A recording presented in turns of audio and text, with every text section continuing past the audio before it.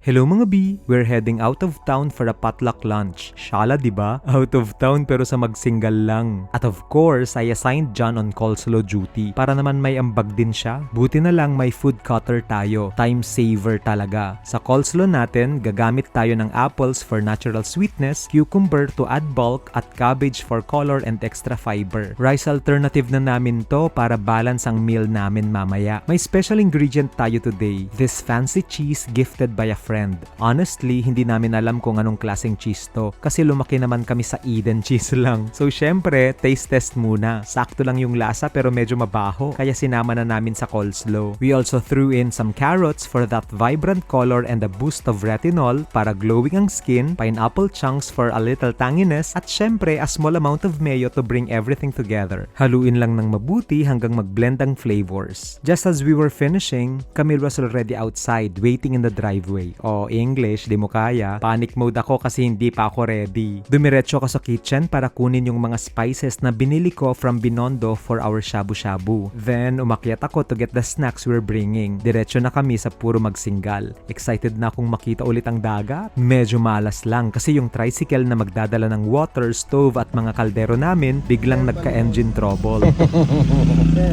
Lumapit ako para tumulong kahit na wala naman talaga akong alam sa ganitong bagay. Moral support na lang. Go kuya, kaya nyo na yan. Malaki na kayo. Kung naman lang umuububrae kung bibiyang na.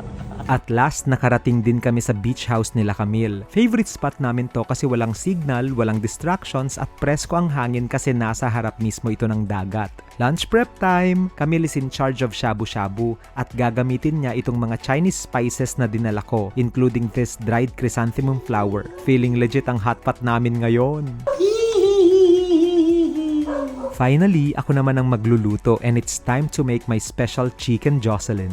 Di margi mantika nan. Dagyan. After day jay baking. Next sen day jay. Banglo. Ang makaluban. Lunchtime! Ano lang mo, ada pa pa na no January. Alam mo, sobrang swerte mo kung may mga kaibigan kang handang pumalakpak para sa'yo. Friends who clap for you so hard that you don't even notice those who did not. Small and big wins, congrats! Yeah, congrats everyone. Yun lang.